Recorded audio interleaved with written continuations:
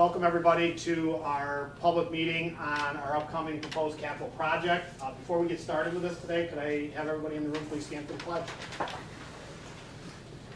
I pledge allegiance to the flag of the United States of America and to the republic for which it stands, one nation, under God, indivisible, with liberty and justice for all. I want to welcome our guests here tonight, members of the board here tonight, and anybody who's watching through the stream tonight. You'll get a chance to look at the slides of this project proposal that we'll be presenting tonight. As I go through as sort of an intro to this whole project, we've kind of talked about this over the past year plus. This is really a project that really looks into areas of mechanical, electrical, efficiency, safety, air quality, those kinds of items. There's nothing overly flashy. When we did those that remember the project that we did last time, we had a lot of visual. We tore the whole parking lot up and had a rearranging of the parking lot and a lot of visual aspects of the project. This project's not going to offer a lot of visual aspects. In fact, you might not even see that a lot of work's being done, because a lot of it's being done right in the interior, and a lot of it's under the mechanical areas in the basements of the building and so forth. Like anything we do with projects and how we do this, we try to maintain the financial aspects that we are comfortable with in a project. We have a project that will be coming off, the 2007 project, which was $4.4 million, will be coming off the books next year on a 15-year payment. And at this point in time, we're looking to, at our next project to align with that coming off of the schedule at that point. With that being said, the other pieces of this are looking at things that through previous projects we weren't necessarily ready to be done, or just couldn't fit into the last project. You had an extensive site work project in the last 2018 that was very expensive in nature, which didn't allow us maybe to cover everything that we needed to or wanted to do in that project. But on the same token, we knew planning-wise we had a project potential coming up in a few years that if things weren't right at the end of their lifespan, we could potentially address here. So this project's really about addressing those sort of items and moving forward. And I'll take you through them. And at the end, if anybody's watching through the stream, you can email Karen Sheets at ksheets, SHEETS, at westcanada.org, and we'll address those questions. And anybody that's in person here tonight, I'll answer any questions you have and any questions that members of the board have. In addition to this, although they're not in the room, they're here with us. Mr. Bill Connors from Chase Construction, our construction managers are here.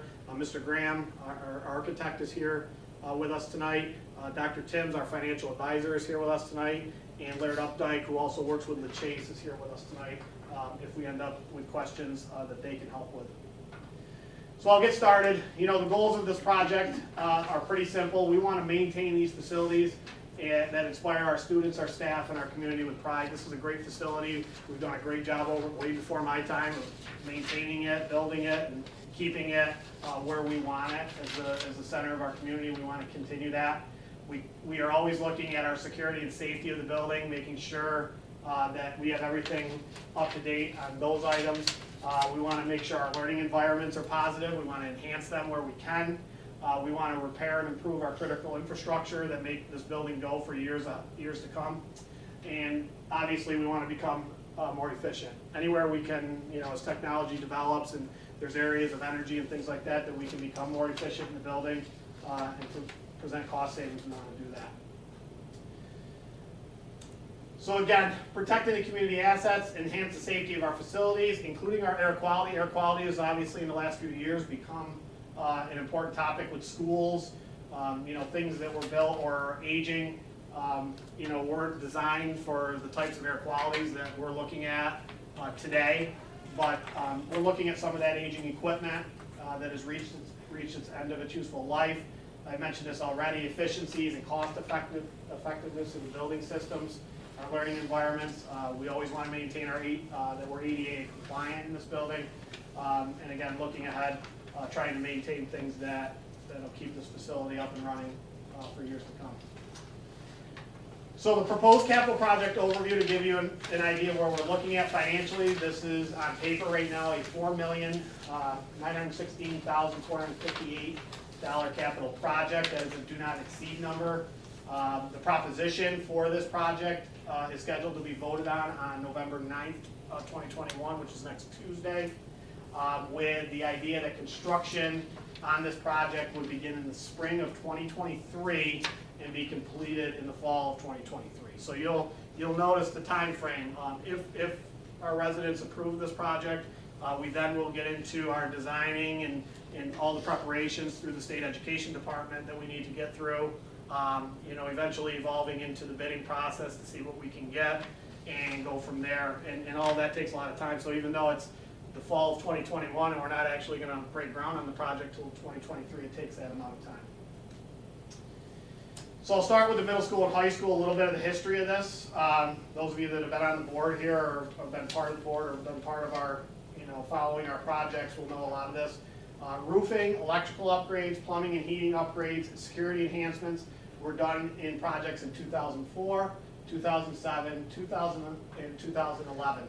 As I mentioned, the 07 project is the one that's coming off the books when this one starts. Our technology, I just wanted to mention this as well. Our upgrades, technology is an area where there's a number of different funding sources. We've done what I believe to be a good job of using what's called federal E-rate money for anything in technology upgrades. You've gotten a chance to see some of the upgrades that we have with the streaming, our kids with one-to-one devices, the enhancements of the infrastructure and the wireless in the building. Those are done through other things. In the past, those would be things that you might put into a project like this, but now with other sources that are a little bit more cost effective, we've really upgraded our technology in those areas. So you won't see a lot of technology in this project. The makeup air improvements, the ADA pool lift were completed in the 18 project. And also, as I mentioned earlier in the presentation, we completed extensive site work, which, we were aging parking lots, sidewalks, traffic flow, those kinds of things we really addressed in 2018. So where are we focused on now? These are the areas, I'll take you through them: the auditorium, the gymnasium, the pool, the domestic water systems, our interior communication systems, our PAs, our phones, those kind of things that are in here, and our mechanical upgrades and air quality when we look at the middle school, high school portions of this project. So hopefully you can see some of this. I'll take you through this. There are some pictures. You'll notice these pictures. Well, on the bottom we have the diagram of the entire building. You'll see the highlighted area, which is our auditorium. What we're looking at in there is replacing our house lights, which are the lights that are on the ceiling, and some perimeter strip lighting and coordinating controls with the performance lighting that's up there. We're going to add working lights that are on the stage. We're looking to replace all the carpeting in the aisles. You can sort of see that in the pictures itself, and also the carpeting on the portable risers. We are looking at runway exit lights on each aisle. Those are safety features that we integrate into there with our existing fire alarm systems. Those of you that can recall the auditorium, you have the concrete under the seatings. That's all good. We're not touching that. The seating is really good in there right now. But really we're looking to become a little more efficient with our lighting and so forth that is in that area. We're also looking at potentially some air quality things in there, including air conditioning potentially. But again, I'll talk a little bit more about that as we get toward the end of the presentation. So I mentioned this already, the performance lighting. You can see the rigging. All the rigging and the curtains and things like that are all really good there. We're not really touching them, but we're looking to replace those lightings and the dimming racks and the digital LEDs up there on the ceilings above the stage. So those are also some things, again, all the lighting that we can become more efficient that's aging for us, we're looking at in this project. So we slide over, you'll see the diagram slides over to the gym. In previous projects, you can see a picture of the floor, how nice it is. Our bleacher systems, which have been taken care of around the building. Those things are all done. What we have left here is a couple of things. One is the air quality and the dampers that are on the ceiling. We're going to be looking at making sure all the exhaust fans in those areas are there, and we're going to be looking at upgrading that lighting with new, more efficient LED fixtures and wiring, switching, and all of those controls and relays we're hoping to get in there. And again, I mentioned this, exhaust fans and these gravity dampers that are aging on the ceiling. So again, air quality in the gymnasium and lighting there.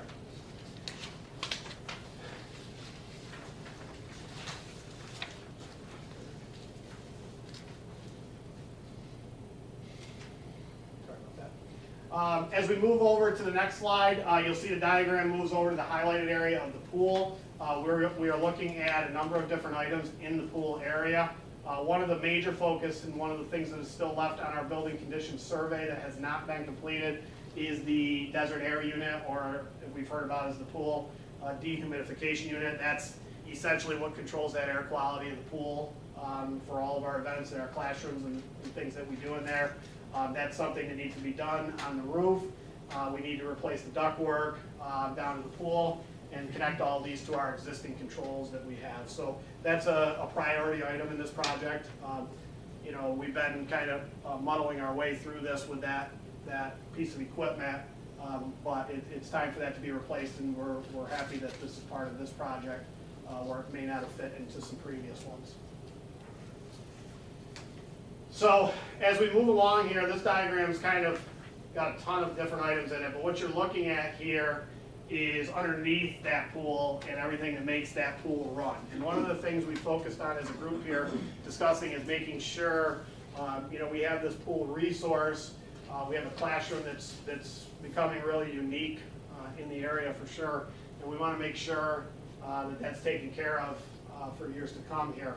So if you look up here, there's a number of items, the inline some other things that are under there besides for the pool, which include the chlorination tanks, our pool filters are all down there. You'll see those pictures on the bottom. We have replaced one of those as it needed repair prior to this, but we'd like to get rid of the other, or replace the other three.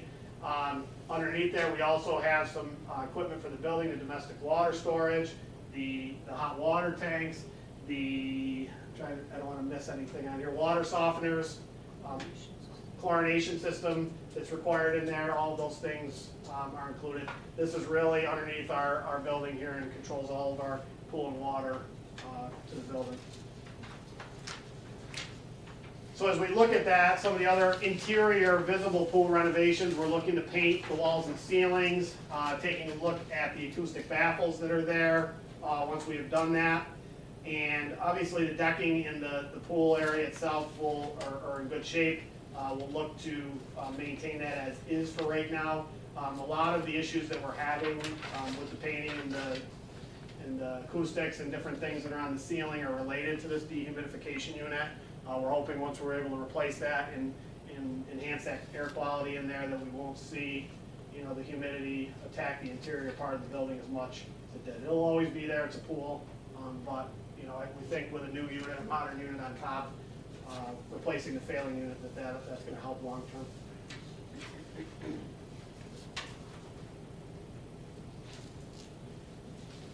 Back underneath, and again, I mentioned this project being nuts and bolts. Again, here we are looking at our building controls.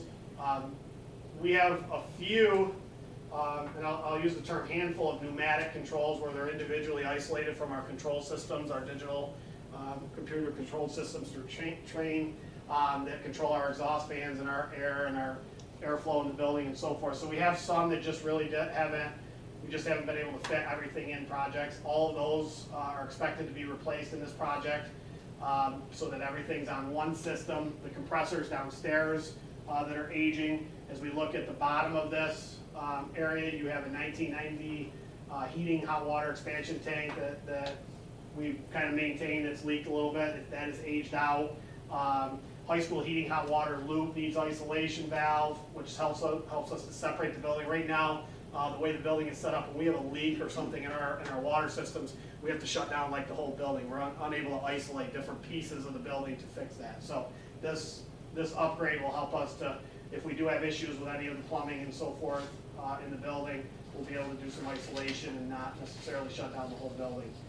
Elementary heating pumps are original down there, and again, we're looking at recommending replacements for that. You can see up in the top left the original controls. Anybody who's watching that's been downstairs in any of our boiler rooms or down below the pool, this stuff will be look really familiar to you because it's been there quite a while.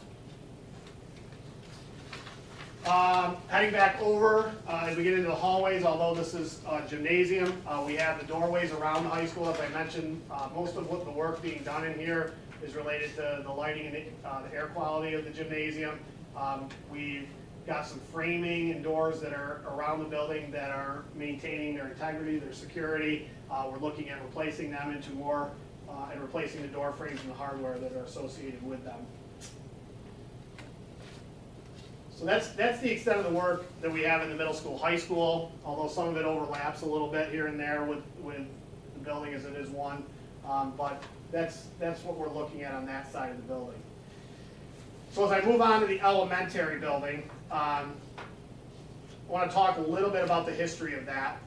The elementary building was built in 1990, which is now 31 years ago, for those that remember that being built during the elementary consolidation in the district. The building basically remained in its original structure and design until the main roof was replaced in the 2009 project.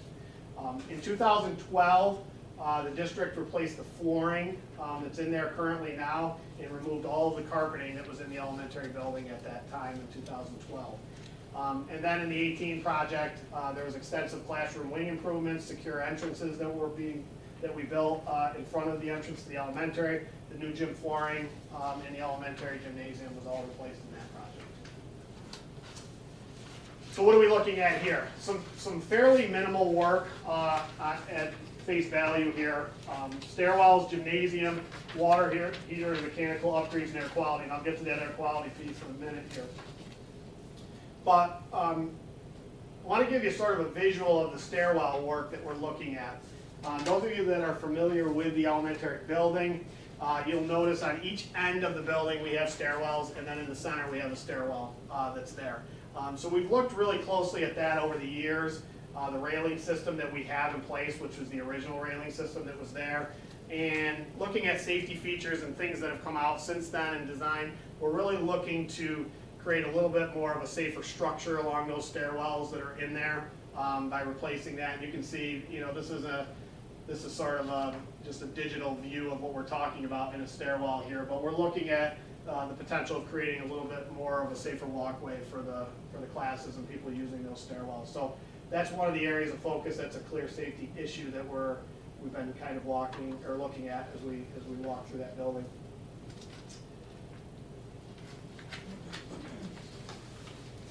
When we look at the elementary gymnasium, same kind of thing we're looking at. This is electrical, and in nature, we're looking at the door frames and the hardware and the security of the doors. We're looking at the gym lights, the LED features, the controls, the wiring, and those things that are all original in there as well. So, you know, looking to become a little bit more efficient, a little more secure in the gymnasium. Not an extensive amount of work being done in the elementary gym as we've already done the flooring and the bleachers. Moving along over to the bus garage, talk a little bit about the history of that. The bus garage was originally constructed in 1985. The roof was replaced and work bay area upgraded in the 2009 project. And the garage doors and the bus bay doors were replaced in the 2018 project with the bus garage. So where's our focus areas? We're looking at some of the flooring, the lighting, the diesel fuel tank that's 30 plus years old that needs to be replaced over there, some of the walk-through entrances that are exposed to the weather conditions we have here in this area, and some mechanical upgrades as well here. If you take a look at this, the bus garage area, we're going to talk a little bit about the flooring. Up on the top, you can see the cement flooring. That area obviously is just painted cement. We want to finish that flooring off in there so it's a little safer in there to walk through. That painted cement is really not a safe area, and it is deteriorating just a little bit in there. We want to replace the lighting, so you'll see throughout the bus garage some pictures up here. The old lighting, the original lighting that was in there, the exhaust fans and the exhaust systems that are in there are original to that. The hanging unit heaters in there are original. And the outside doors, as you can see in the bottom pictures, those are deteriorating with the weather and so forth that need to be replaced. So just some things, again, mechanically that we're looking at and upgrading to become a little more efficient out in that bus garage area as well. So this is the one area that will be visible if the project moves forward, and that is the exterior bleachers. The board and myself, we've discussed this quite a bit. I'll give you a little background on this. Not much of a diagram at this point, but a general idea of what this is going to look at. When we did the last project with the significant upgrades to the track and the walkways and things that are out back, what parts of that and expanding the walkways and widening them is creating sort of a steeper grade on that hill that was out there. So those of you that were around prior to that and at events out there, the hill had a whole much different slope to it. So you could almost use the hill and stand on it and walk down it and so forth. Well, now with the new project, we have a beautiful area that's elevated on top, but the hill area, the grass area down the fence really is not an area that you can stand on or in most cases walk down. So we're looking at what we can do out there to improve that. And one of the things we've discussed is the bleachers system out there. When we look at the bleacher system, obviously we have track events of our own and we have football games that are out there of our own where we have people in attendance. But since we put the new track in, we also have other events here. We have league meets that are being held on the track where we're inviting multiple schools here. We hosted sectionals. A lot of this happened leading right up to the pre-COVID stuff, but we hope as everything continues to improve here that we're going to get back to being able to host. We have a beautiful track. We got a great facility out there, but we noticed right away when we're inviting a lot of schools and there's a lot of people here for those kind of events, we really don't have a great seating system for everybody there. There is the elevated area, but certainly people are looking for seating. So the design of this is basically a long sort of narrow that you would enter the bleachers from the top. So you're on the cement and then you would be able to walk from the cement down into the bleacher areas. Depending on how we want this designed, we're looking at 4 or 5 rows of bleachers. And it'll be the distance we want to go lengthwise with that. And a lot of the length and the distance we go lengthwise will depend on what we believe the costs are and how many people we really are looking to seat in that area. But that's an area that we're looking at. We're also looking to add pedestrian lighting along those and obviously look at ADA compliant things that'll help in those areas that really are challenging right now on that front hill. So as we look at that, I mentioned before, I want to talk a little bit about the financials of this project. I mentioned the 07 project of 4.4 will be coming off at the time this project would get started, which is typically how you would like to align projects. Doesn't always work out perfectly that way, but when it's possible to align it with one coming off, that's something we certainly plan in the long term for. This project's going to be interesting. I'm going to talk a little bit about federal funding. That's an interesting variable to this project that was unknown probably as we were planning for this early on, and then sort of came about as we were working through this as a group. But just a little background on this. When you do these projects, these renovations, by definition, these costs are spread out over a 15-year period. So you'll notice the 07 will be off in 22 and so forth. That's how long we pay for these for. This referendum value, which does not include federal funding, which I'm going to be talking about, is at do not exceed of $4,916,458. We've talked about this before with projects. Projects are a great way to get things done. They're highly aidable. In our case, the anticipated state aid is almost 91% on a project like this. With the scope work that we have and presented tonight, estimated to be at 95% of that project aidable. And that's just a number that we're looking at. It could be more than that, depending on what we decide to do with that.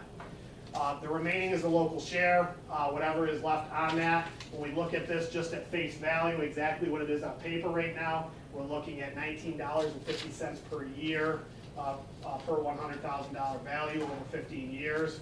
And I put this on the bottom always because you look at how far the project's out. We don't know what the bidding's going to be. There's going to be a federal aspect to this we're going to talk about, and depending on how we decide to use that funding along through this project, we always look to minimize this to the lowest possible value on our residents. So I mentioned this before. I want to talk a little bit about the federal funding. So right now on paper, we have $1,494,040 on paper that is federal money that has been provided to school districts, across New York and country in some cases, but across New York, following the COVID-19 pandemic. It is allotted as a one-time funding to all New York school districts.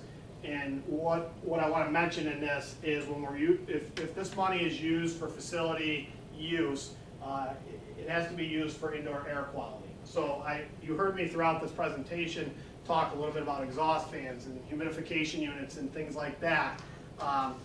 Anything that's related or connected with air quality will qualify for this federal money. There's still some unknowns with it, but we're getting more information day by day, and we're going to look to leverage that for a lot of the items that are in this project, because when you look at this, this money being secured for some of these mechanical upgrades, this is something that doesn't impact anything. It's not an 80-90% aid, it's 100%. So it's money that we use to upgrade certain parts of this project that are a part of this whole thing. Should we're able to secure this, and our confidence level is getting higher each day that we're going to be able to secure this, we're going to be able to do some things potentially in this building, including adding some upgrades in air conditioning that we've discussed into the elementary side of the building. Air conditioning is a topic that's been discussed a number of different times. It's for our school system itself and the design of it. It's not an easy switch over to that, but we've prepped the elementary in the past project for a conversion. It's going to require some ceiling units. It's going to require some cost. But as we look at the airflow in that building, we look at the expansion of the summer programs and the activity that's now taking place in that elementary school over the summer months. This became more of a detailed discussion on this side. And again, I mentioned that in this part of the presentation because a lot of what we're going to be able to do with this project and what we're going to be able to plug into 4.9 million is balanced by this 1.4 million and how much can be added. So as I mentioned, items in that project, I'll use lighting as an example, they wouldn't qualify for federal money because that doesn't improve air quality. But there are a lot of things.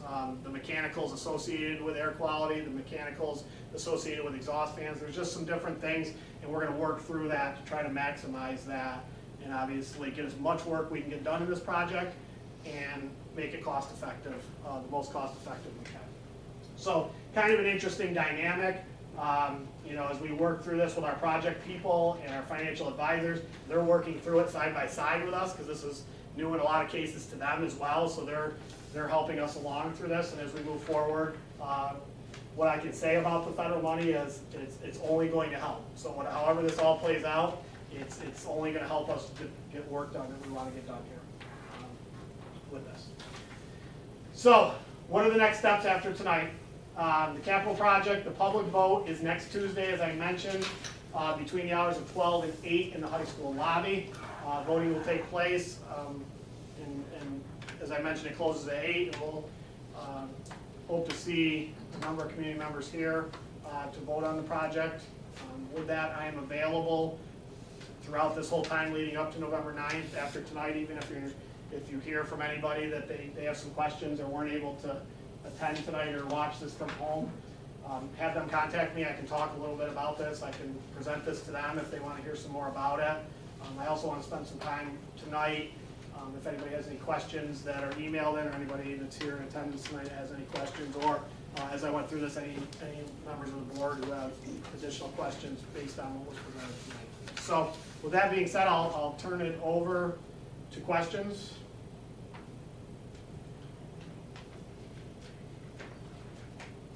Yes, ma'am. When you're talking about air quality, do you have 1.4 million already in this project for air quality?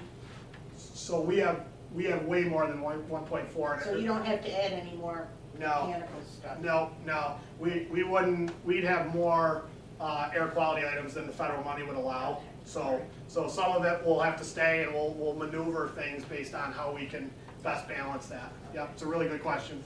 I have another question. Yes, ma'am. On the pool. Yep. I was talking to Mr. Garrity last month, and he said that they can't put a new diving board in the pool because of the slant. You know, Yeah. it's not far enough away from the diving board. Yeah. Which brings up a question of, are they gonna come up with any more regulations that are gonna make it more difficult to keep that pool open? Yeah, so yeah, you hit that right on the nose there. That's, when the pool was designed, that was designed the way it was supposed to be, so nobody did anything wrong. But over time, safety, new regulations, like you're saying, come along, which is, you know, made it so we can't do everything we wanna do with that, we could do with that diving board for sure. That somebody who built the pool later than us would be able to do. So yeah, that's true right now. That's, you know, we're kinda stuck in that area with the diving at our pool. And just looking at it, there doesn't look like there can be any other modification made to, Yeah, we looked at that, because once we knew and we talked a little bit about that with the swim program and the instructional parts of it and all those kinds of things. But yeah, you'd be looking at quite a bit of extensive work to get it to a point where everything else is really regulation in play. It's really just about the diving. So, you know, unfortunately, that's just how it came down on it. well, that pool is such an important part of this school. Yep. You know, neither my husband nor I could swim, Yeah, but I have two good swimmers in Yeah. my family because of that pool. yeah, that's great. And I sense that, so I know when we start to look at some of these things and the jets and all the things that are aging on it, you know, years from now, we want to be able to say the same thing. So those are all things that we're looking to upgrade. And just one other quick question. Do you have any idea, can you tell tonight how many people are joining you online? Do we know at this point, Mr. Stone? Just give me one Give me second. 1 second, and I'll be able to answer that for you.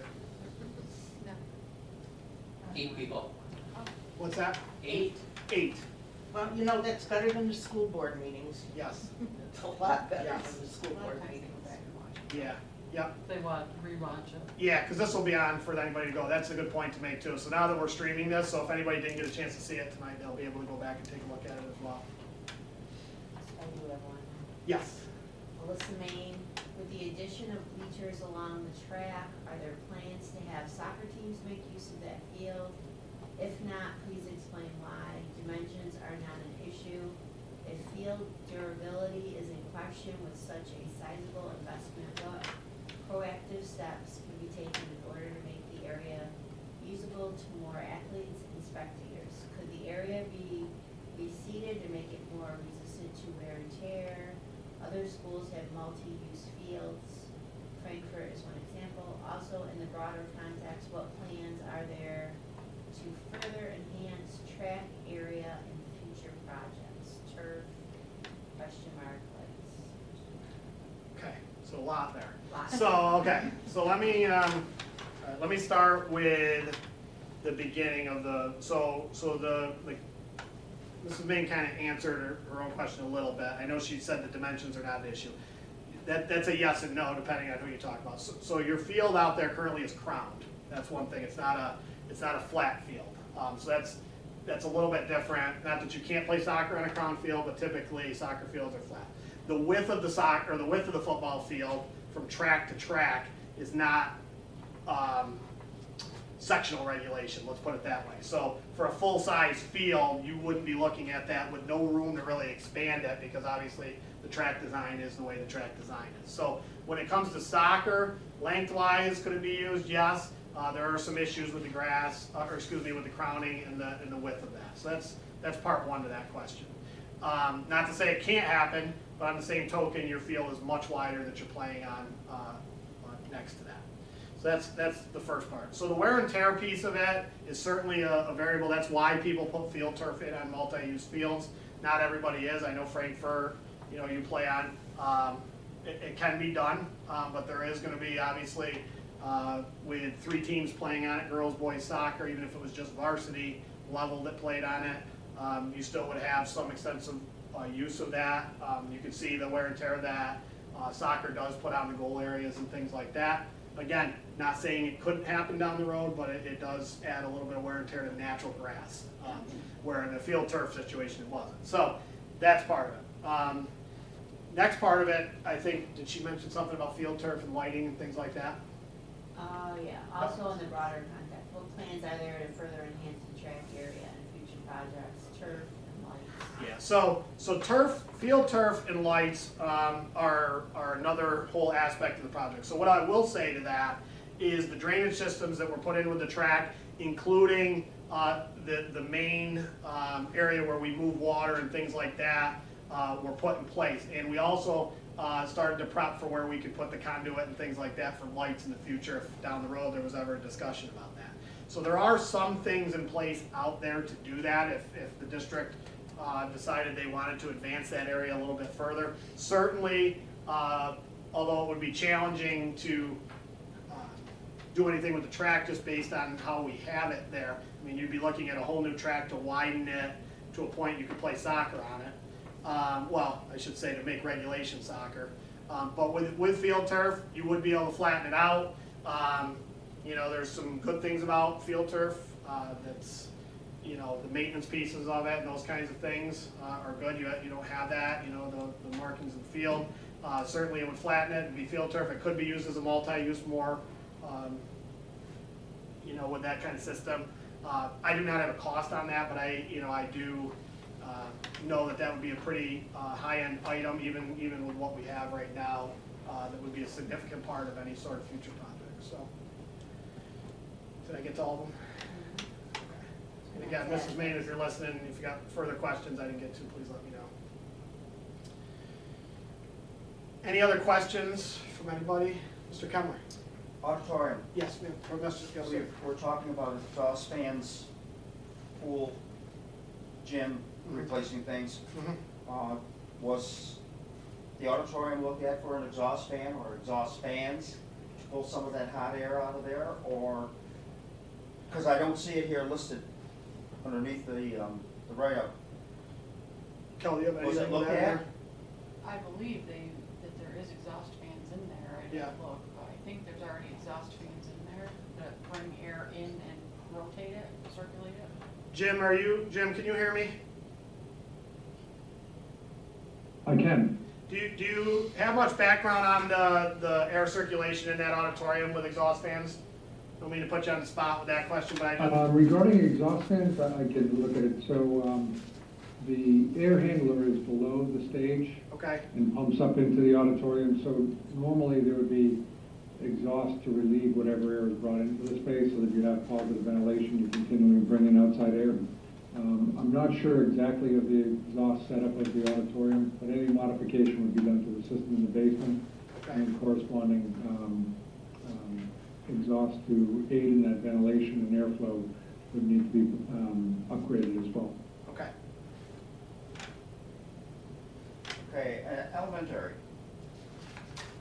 The stairwell, is that the material they're going to use that's in this picture? No, it's just that's just a digital of showing you the height of what we're looking at in terms of things that are there now. Okay. And bleacher section.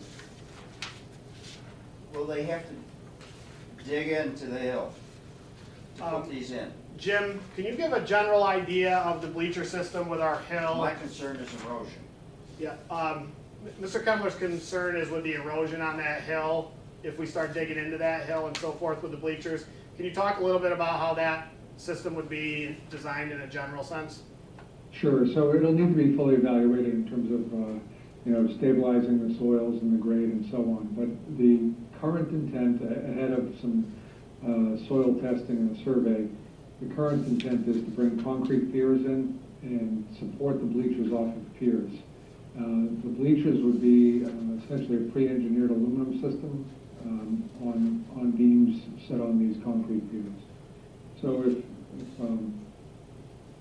Superintendent, I don't know if you can go back to that image, but you can see that a little bit in that it's like a cross section there that essentially shows some piers going down into the grade there. Of course, it all needs to be designed based on a current survey so we can get accessibility. And then, as we work backwards, we'll probably have stairs at the other end coming back to where the entry to the school is. Thanks. Thanks, Jim.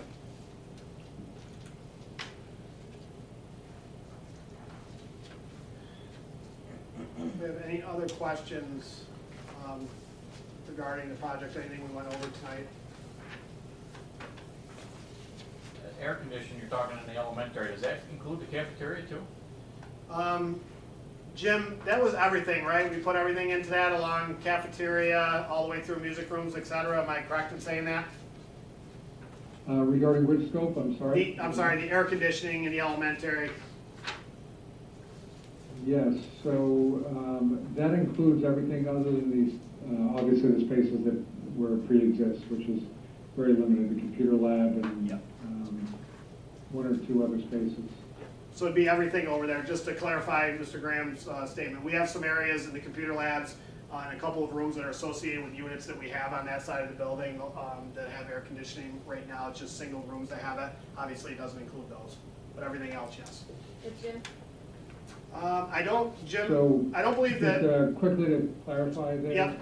It includes the, everything except for the cafeteria and kitchen. Oh, okay, So it's the entire Okay. classroom wing, both floors, and all the way back to the music and main office. in a general sense, Jim, on that, if there was interest in expanding that to the cafeteria, just off the top of your head, extensive changes, if that was something that fit into this?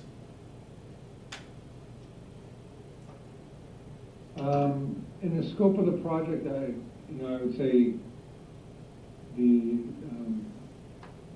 Bill's team did a very thorough and I felt appropriately conservative estimating. I'd have to really defer to his team, but as we go forward in the project, there's a lot of volatile costs in the Yep. construction industry right now. As we go forward, we could develop strategies to Yep. price that out and see if we could include that in the scope of the work. And Jim, also, I had another question, that does not include the gymnasium either, right? No, I'm sorry, it does not include the cafeteria, the kitchen, nor the gymnasium. Okay, so the two big spaces on the far end is not part of this.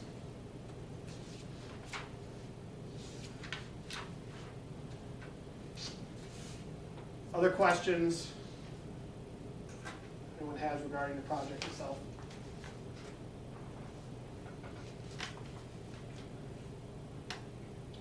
Okay. Well, I want to thank everybody for their time tonight. I want to thank the board for all their effort over the time of planning this project. This is the second project that I've got to work alongside many of you with. The process is thorough.